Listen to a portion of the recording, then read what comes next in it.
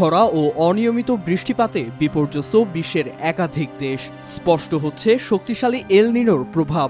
শুকিয়ে যাচ্ছে দক্ষিণ আফ্রিকা, মধ্য আমেরিকা, বলিভিয়া, জিম্বাবুয়ে ও ইন্দোনেশিয়ার বিস্তীর্ণ কৃষিজমি।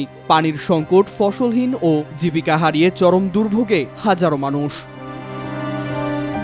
এর মধ্যেই জাতিসংঘের বিশ্ব খাদ্য কর্মসূচি WFP দিয়েছে বড় দুঃসংবাদ। জানিয়েছে 2027 সালে এল নিনোর প্রভাবে অন্তত 4,90,00,000 মানুষ তীব্র খাদ্য সংকটে ভুগবে।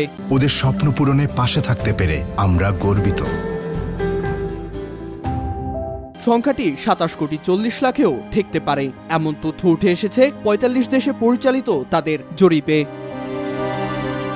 পূর্ব আফ্রিকা, মধ্য আমেরিকা, দক্ষিণ ও দক্ষিণ পূর্ব এশিয়ার খরা, অনিয়মিত বৃষ্টি ও বন্যা কৃষি উৎপাদনে বড় প্রভাব ফেলতে পারে। বিশেষ করে মধ্যপ্রাচ্যে সংঘাতের জেরে খাদ্যের দাম বাড়বে বলেও আশঙ্কা WFPর, যা বিশ্বকে মানবিক বিপর্যয়ের দিকে ঠেলে দেবে বলে সতর্ক করেছেন সংস্থাটির জলবায়ু ও সহনশীলতা বিভাগের পরিচালক রিচার্ড চৌলারটন।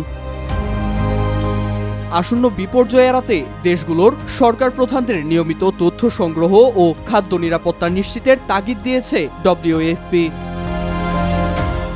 নীরব দাস, নিউজ 24।